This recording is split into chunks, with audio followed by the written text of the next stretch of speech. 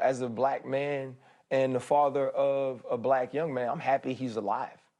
Period. That was my first thought. And then that immediately turned to anger. And what's crazy is I wasn't mad at the young lady or the woman.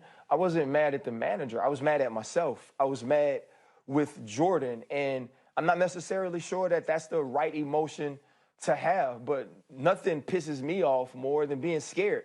And even though I knew the moment was over, I was still in that moment as his dad. I was still picturing, as I'm reading it, I'm still picturing what's going on. And I'm playing out other scenarios in my mind. I'm playing out a scenario of if this woman would have had a weapon, and she could easily say that these three young black men were threatening her. One of Jordan's friends is a tight end. He's extremely tall. He's a thicker kid.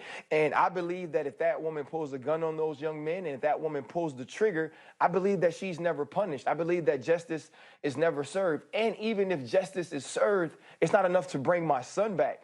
But this isn't just a fear for me every day. This has been a fear for black people forever. My father called me to check on me last night. He obviously called Jordan the day before.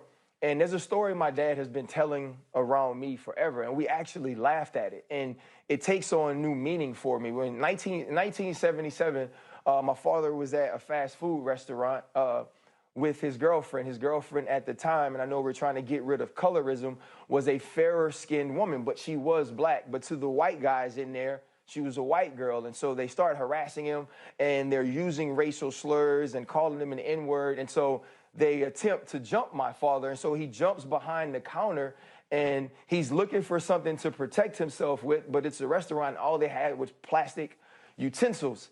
And we would laugh about that story and laugh about that story. But he said, I never thought that this many years later, my grandson would be experiencing the same racism that I did. And so where we are in a point to where people are starting to listen, where people are starting to understand who didn't understand before, I believe that the true racists, the people with true hate in their heart, are starting to feel a little bit of the power that they felt over the last few years slip away. So they're going to double down on their racism. They're going to double down on their hate. They're going to double down on their evil. And that's what this woman did. And at the end of Jordan's statement, he kind of lists some of the things that he thought about himself and said, to this woman, I was none of those things. His entire life, he has grown up as my son. And it was my job to put him in better situations than my parents could put me. So he grew up in very affluent areas. He went to schools that were predominantly white because those were the schools that I felt could give him the best opportunity to succeed. But he was always treated as Ryan Clark's son. And he's faced racism and he's heard the word, but it never affected him in this way. And I felt like I didn't prepare him for this situation enough to know as a black man, you can't walk up to cars. You can't wave down cars with white people in it because your life is not of value to all of them.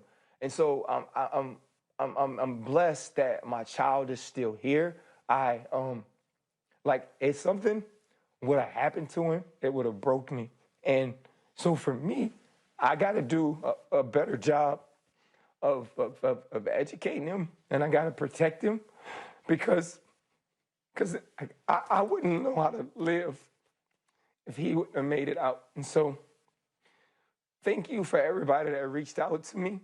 And I know it's getting better, but it's not better yet, and better for everybody. And, we just got to keep, staying together, man, and just doing what we can.